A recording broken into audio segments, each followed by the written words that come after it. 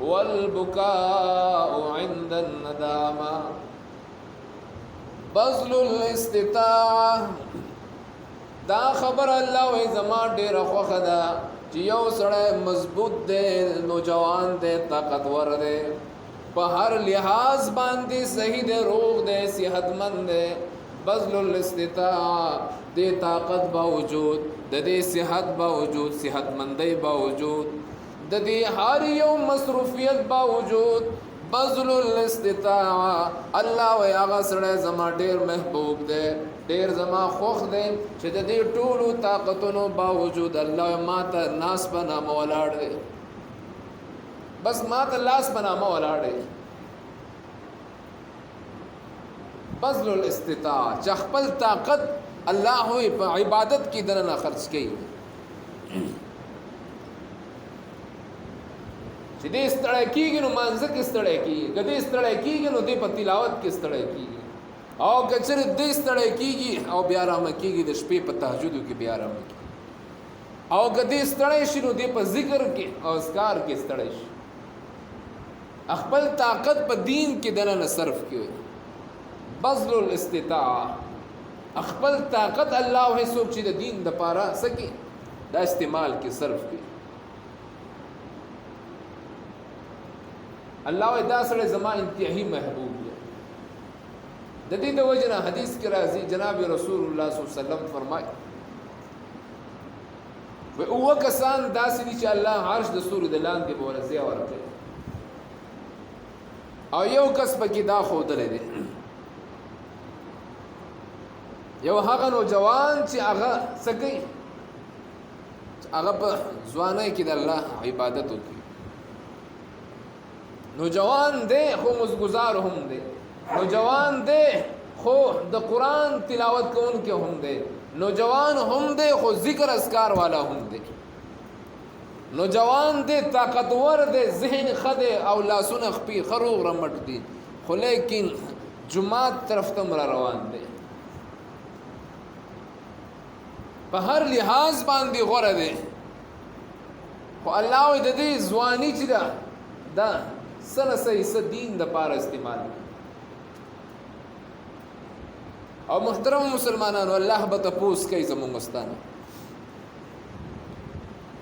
وی لا تزال قدم ابن آدم حتى يسأل عن 5. پر ورځ د قیامت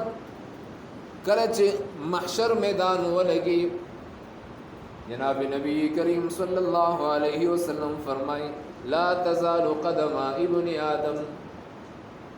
د انسان قدم یو به اغسته وي بل اغسته نه وي حتی یسأل عن 5. د دې ګروان نه براو نسی الله فرشتي به تپوس کوي د 5 سيزونو په باره کې، یو تپوس به د نوجوانۍ په باره کې کوي چې الله جل جلاله وي ما تا نوجوانی در کړی و، تا نوجوانۍ کې سکړی،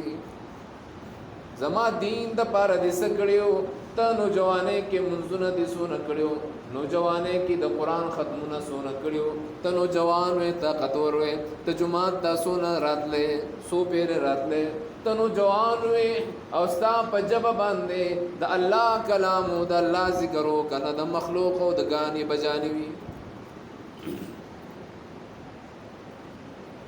روز د قیامت به الله تپوس کوي او د دې